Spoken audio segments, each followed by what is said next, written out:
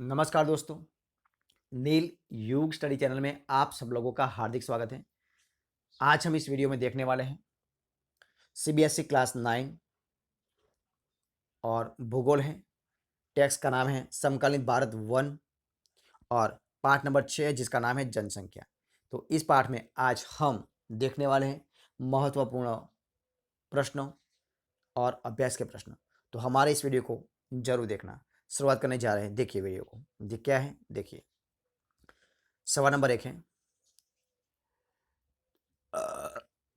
भारत में जनसंख्या के असमान वितरण का क्या कारण है?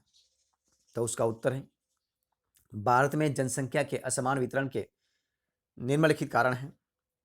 पहला है स्थलाकृति, दूसरा है जलवायु, तीसरा है आधारभूत सुविधाएं जैसे शिक्षा, स्वास्थ्य, विद्युत आदि। नंबर 4 है रोजगार के अवसर। सवाल नंबर 2 देखिए क्या है। सारणी 6.1 से पता चलता है कि वृद्धि दर में कमी के बावजूद प्रत्येक दशक लोगों की संख्या में नियमित रूप से वृद्धि हो रही है। ऐसा क्यों है? तो देखिए क्या है। तो आंसर है, सुविधाओं के विकास ने लोगों को आरामदायक जीवन प्रदान किया है तथा अच्छी स्वास्थ्य सुविधाओं के कारण मृत्यु दर लगातार घटा है। यही कारण है कि वृद्धि दर में कमी के बावजूद प्रत्येक दशक लोगों की संख्या में नियमित रूप से वृद्धि हो रही है। देखिए तीसरा सवाल है, इस प्रकार की विभिन्नताओं यानी कि लिंग अनुपात का क्या कारण हो सकता है? तो देखिए उसका उत्तर क्या है। इन विभिन्नताओं के निम्न के कारण है। पहला कारण है सामाजिक संरचना। तो भारतीय समाज पुरुष प्रधान समाज है। भारत में अभी भी लड़कों की इच्छा रखते हैं, जिसके कारण स्त्री भ्रूण हत्या व्याप्त है। दहेज प्रथा के कारण लड़कियों को बोझ समझा जाता है। दूसरा पॉइंट है अशिक्षा। भारत में शिक्षा का स्तर बहुत निम्न है। यह उच्च शिक्षा का अभाव है और लड़के तथा लड़कियों की शिक्षा में भेदभाव किया जाता है। केरल में लोग अच्छी तरह से शिक्षित हैं, जहां मातृसत्तात्मक समाज के नियमों का पालन किया जाता है। केरल में प्रति हजार पुरुष पर महिलाओं की संख्या 1058 है। ठीक है, अब देखते हैं दोस्तों अभ्यास के सारे प्रश्नोत्तर। देखिए क्या है, यह है अभ्यास। तो नीचे दिए गए 4 विकल्पों में से सही विकल्प चुनिए और उसका आंसर दिए वो कौन सा सही है। तो देखिए प्रश्न है, निम्नलिखित में से किस क्षेत्र में प्रवास आबादी में संख्या, वितरण एवं संरचना में परिवर्तन लाता है? तो ऑप्शन है, प्रस्थान करने वाले क्षेत्र में, आगमन वाले क्षेत्र में, प्रस्थान व आगमन दोनों क्षेत्रों में, और इनमें से कोई नहीं। तो उनमें सही आंसर है ख, यानी कि सॉरी, उसमें क्या है, प्रस्थान व आगमन दोनों क्षेत्रों में, यानी कि ग सही है। कौन सा है? ग, यानी कि प्रस्थान व आगमन दोनों के क्षेत्रों में। ठीक है, अब देखिए सवाल नंबर आगे। जनसंख्या में बच्चों का एक बहुत बड़ा अनुपात निम्नलिखित में से किसका परिणाम है? तो उच्च जन्म दर, उच्च मृत्यु दर, उच्च जीवन दर, अधिक विवाहित जोड़े। तो उच्च जन्म दर। ठीक है, उच्च जन्म यानी कि क, यानी कि पहला वाला आंसर सही है। दूसरा है, निम्नलिखित में से कौन सा एक जनसंख्या वृद्धि दर का परिणाम दर्शाता है? तो क, एक क्षेत्र की कुल संख्या जनसंख्या। दूसरा, प्रत्येक वर्ष लोगों की जनसंख्या में होने वाली वृद्धि। तीसरा है जनसंख्या वृद्धि की दर। और चौथा है प्रति हजार पुरुषों पर महिलाओं की संख्या। तो एक क्षेत्र की कुल जनसंख्या यानी कि क, यानी कि पहला वाला जो आंसर है वो सही आंसर है। ठीक है, आगे 2001 की जनगणना के अनुसार एक साक्षर व्यक्ति वह है, वे कौन है? तो देखिए वो कौन है, जो अपने नाम को पढ़ एवं लिख सकता है। दूसरा, जो किसी भाषा में पढ़ एवं लिख सकता है। और तीसरा, जिसकी उम्र 7 वर्ष है तथा वह किसी भी भाषा को समझ के साथ पढ़ एवं लिख सकता है। और चौथा, जो पढ़ना लिखना व अंक गणित तीनों जानता हो। तो उनका सही आंसर क्या है? जिसकी उम्र 7 वर्ष है तथा वह किसी भी भाषा को समझ के साथ पढ़ एवं लिख सकता है। ठीक है, सवाल नंबर 2, निम्नलिखित के उत्तर संक्षेप में दीजिए। तो पहला है, जनसंख्या वृद्धि के महत्वपूर्ण घटकों की व्याख्या करें। तो देखिए क्या है, उत्तर है, जनसंख्या वृद्धि 3 प्रमुख घटक है, जन्म दर, मृत्यु दर एवं प्रवास। जन्म दर एवं मृत्यु दर के बीच का अंतर जनसंख्या की प्राकृतिक वृद्धि है। लोगों का एक क्षेत्र से दूसरे क्षेत्र में चले जाने को प्रवास कहते हैं। दूसरा पॉइंट है, 1981 से भारत में जनसंख्या की वृद्धि दर क्यों घट रही है?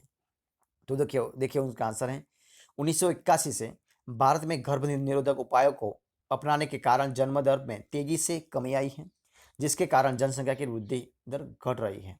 अब देखिए सवाल नंबर आगे। आयु संरचना जन्म दर एवं मृत्यु दर को परिभाषित करते हैं। तो देखिए किस प्रकार करते हैं, तो उसका आंसर देखिए। किसी देश में जनसंख्या की आयु संरचना वह के विभिन्न आयु समूहों के लोगों की संख्या को बतलाता है। एक वर्ष में प्रति 1000 व्यक्तियों में जितने जीवित बच्चों का जन्म होता है उसे जन्म दर कहते हैं। एक वर्ष में प्रति 1000 व्यक्तियों में मरने वालों की संख्या को मृत्यु दर कहा जाता है। आगे का सवाल, प्रवास जनसंख्या परिवर्तन का एक कारण क्या है? तो कारण बताइए। तो देखिए, लोगों का एक क्षेत्र से दूसरे क्षेत्र में चले जाने को प्रवास कहते हैं। प्रवास जनसंख्या परिवर्तन का एक महत्वपूर्ण घटक है।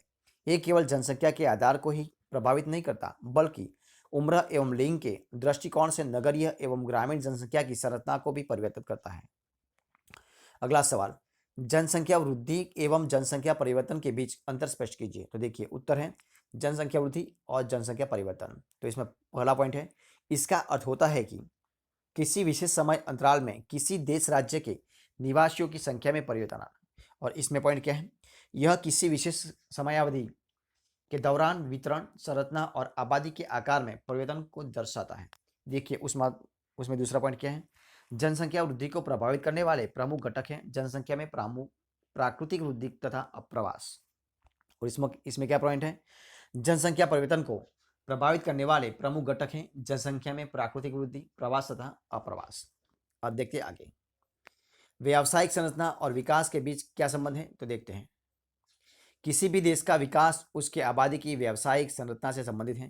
विकासशील देशों में प्राथमिक क्रियाकलापों, कृषि, पशुपालन, वानिकी तथा मछली पालन में कार्यरत लोगों का अनुपात अधिक होता है, जबकि विकसित देशों में द्वितीयक एवं तृतीयक क्रियाकलापों, उद्योग, भवन एवं निर्माण कार्य तथा परिवहन, संचार, वाणिज्य, प्रशासन तथा सेवाएं में कार्य करने वाले लोगों की संख्या का अनुपात अधिक होता है।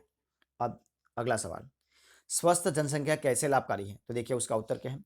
स्वस्थ जनसंख्या में निम्नलिखित लाभ हैं। तो पहला है, एक अस्वस्थ व्यक्ति की तुलना में एक स्वस्थ व्यक्ति बहुत अधिक कुशल और उत्पादक होता है।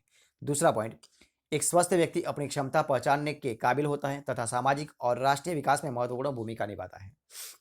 अगला पॉइंट, स्वस्थ कर्मचारियों की अनुपस्थिति कम होती है। सवाल नंबर 6, राष्ट्रीय जनसंख्या नीति की मुख्य विशेषताओं देखिए क्या क्या है। तो देखिए उसका उत्तर। नंबर 1, 14 वर्ष से कम आयु के बच्चों को निःशुल्क शिक्षा प्रदान करना। दूसरा, शिशु मृत्यु दर को प्रतिशत 1000 से 30 से कम करना। अगला, व्यापक स्तर पर टीकारोधी बीमारियों से बच्चों का छुटकारा दिलाना। अगला पॉइंट है, लड़कियों की शादी की उम्र को बढ़ाने के लिए प्रोत्साहित करना। अगला सवाल, परिवार नियोजन को एक जन केंद्रित कार्यक्रम बनाना। अगला पॉइंट है, देर से विवाह और देर से संतानोत्पत्ति को प्रोत्साहित करना। अगला पॉइंट है, किशोर किशोरियों को असुरक्षित यौन संबंध के कुप्रभाव के बारे में शिक्षित करना। अगला पॉइंट है, गर्भ निरोधक सेवाओं को पहुंच और खरीद के भीतर बनाना। अगला पॉइंट है, खाद्य संपूरक और पोषणिक सेवाएं उपलब्ध करवाना। ठीक है, तो दोस्तों ये थे हमारे आज के सारे सवाल। अगर आपको मेरा इस वीडियो अच्छा लगा हो तो उनको लाइक कीजिए, कमेंट कीजिए, आपके दोस्तों में शेयर कीजिए और लास्ट में अब तक आपने हमारे चैनल को सब्सक्राइब नहीं किया तो उनको सब्सक्राइब करना भूलना नहीं। दोस्तों, हमारे इस वीडियो को फर्स्ट से अंत तक देखने के लिए आप सब लोगों का बहुत बहुत धन्यवाद।